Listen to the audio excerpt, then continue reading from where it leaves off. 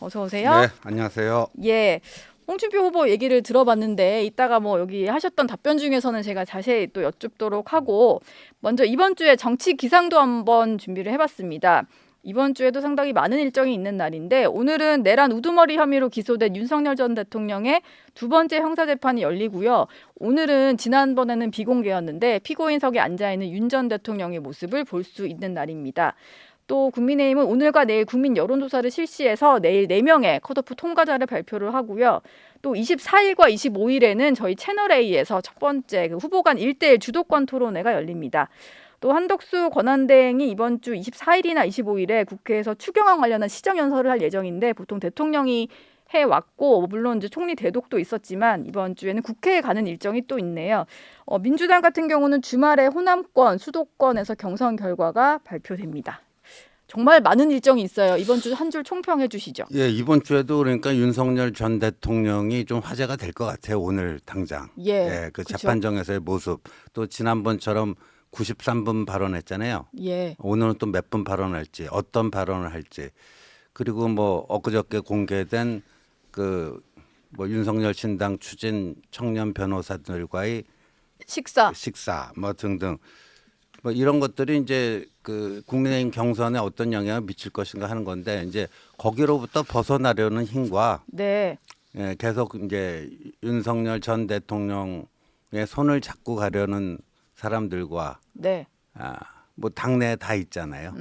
그래서 그 큰 흐름이 좀 잡히지 않을까 싶은데요, 이번 주가. 근데 조금 전에 홍준표 후보 얘기를 들어보면 네. 뭐 대통령실 쪽에서 신당 움직임 전혀 사실 아니다라는 연락을 받으신 것 같아요. 윤상현 전 의원도 내가 통화해봤더니 전혀 윤석열 전 대통령은 그런 신당에 대해서는 생각도 하고 있지 않고 국민의힘 중심으로 뭉쳐라라는 거잖아요.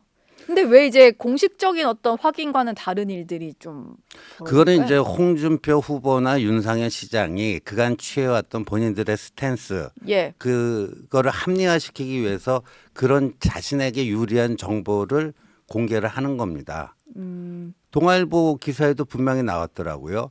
4월 4일 헌재에 선고가 있던 날 저녁에 네, 한남동 관저에서 변호인단과 식사를 했는데 예, 그 자리에서 네, 신당 창당 계획에 대해서 누군가가 쭉 설명을 했더니 젊은 변호인단이 그랬더니 윤 전 대통령이 참 중요한 거야. 해봐. 고 사인을 냈다는 거 아닙니까?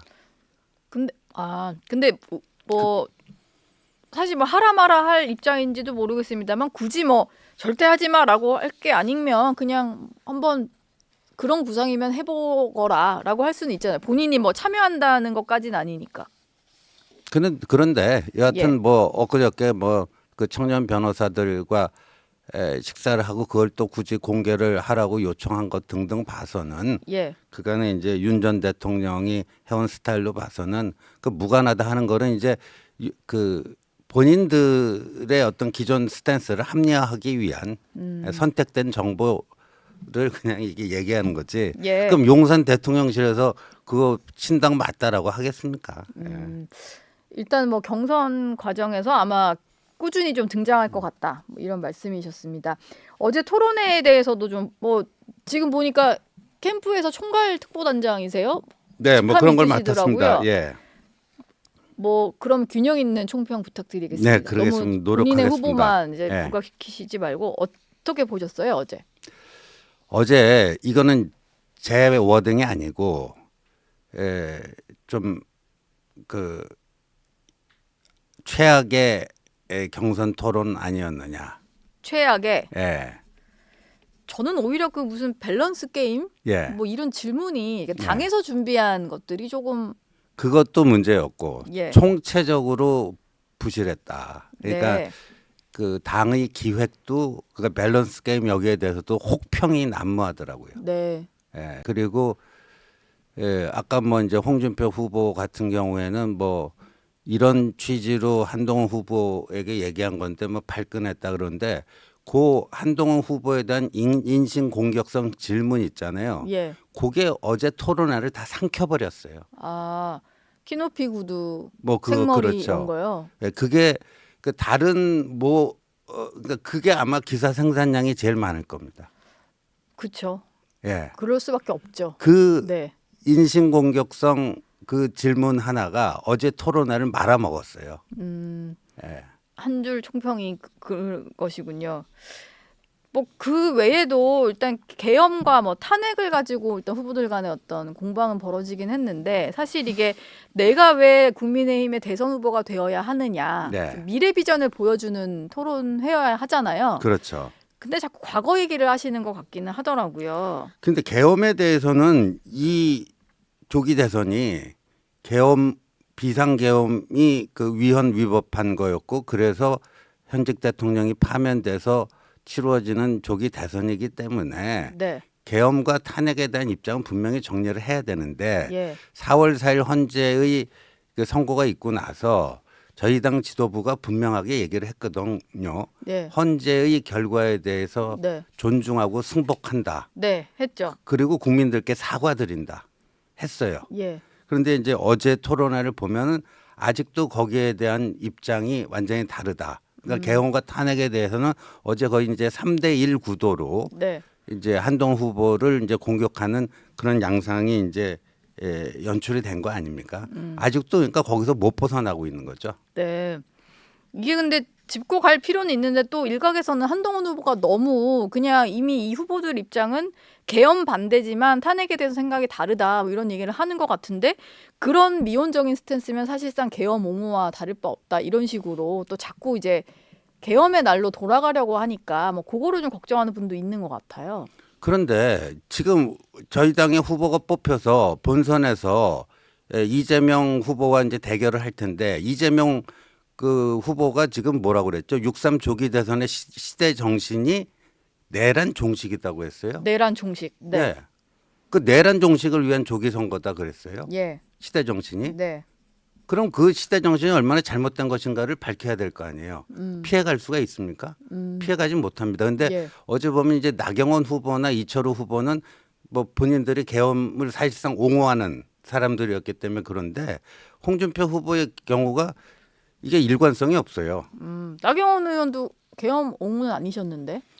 근데 사실상 옹호를 했죠. 예. 아니라고 해놓고 사실상 옹호를 한 거고 네. 이철우 후보는 이제 내놓고 정당한 권리 행사다라고 옹호를 한 거고 홍준표 시장의 저 후보의 경우에는 어제 제가 참 그 이해하기 힘들었던 게 계엄 그 2시간 만에 뭐 해제돼서 아무 일도 없었다는데 여기 이거는 실제 국민들의 느꼈던 것과 너무 다르다.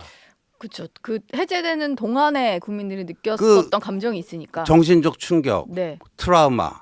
그다음에 경제가 어떻게 됐죠? 다음 날부터 네. 환율은 급등하고 주가는 폭락하고 예. 예. 그다음에 이제 소비가 냉각했잖아요. 뭐 이런 등등. 네. 그다음에 한국의 민주주의가 무슨 저기 뭐 제3세계 수준으로 나락으로 떨어졌다라고 하는 전 세계로부터의 혹평. 네. 이게 아무 일도 없었던 겁니까? 뭐 후폭풍은 워낙 세게 남았으니까 뭐 그 얘기는 이제 토론회에서도 계속 진행이 될 거니까 앞으로 좀 어떤 얘기를 하실지 보기로 하고요. 이번 주에 한 줄 총평 얘기하시면서 잠깐 네. 나왔던 얘기긴 한데 저희가 뭐 사진도 준비를 해서 다시 한번 좀 얘기를 해볼게요. 윤 전 대통령이 사저로 돌아간 이후에 뭐 신당 해프닝도 있었고 그리고 그걸 추진했다고 하는 젊은 변호인단과 식사한 사진이 공개가 됐는데요. 공개적으로 면담했다라고 볼 수도 있는 거잖아요. 뭐 사후에 공개이긴 합니다만 그게 베이철 김계리 변호사라는 점은 좀 어떻게 보시나요? 지금 대체 어떤 생각으로 저런 사진을 좀 공개했으면 한 걸까요? 그러니까 그 공개된 게 누구의 의도인가요? 윤 전 대통령의 의도 아니에요. 예, 그분들이 그렇게 밝히잖아요. 그렇게 밝혔어요. 윤 전 대통령의 요청으로 이런 사진도 올리고 네, 뭐 비캄 앤 스트롱이라고 하는 예. 그것도 윤 전 대통령의 노인과 요청으로 바다에 나온 예, 거. 올리고 네. 뭐 그런 거 아닙니까? 예, 그런데 이게 뭐 윤 전 대통령과는 무관하다. 뭐 이건 좀 아니죠. 근데 뭐 고생했다 식사 정도 할 수는 있을 것 같기도 하고 지금 어쨌든 형사 재판도 진행 중이니까. 고생해서 뭐 하면 그냥 조용히 밥 잡수시면 되는 거지. 굳이 그 사진을 공개하고 뭐 하라는 것은 정치적인 의도가 당연히 있는 거겠죠. 있는 거고. 그런데 어쨌든 이제 나경원 후보하고 지금 김문수 후보가 뭐 체제 전쟁 이런 얘기를 하잖아요. 예.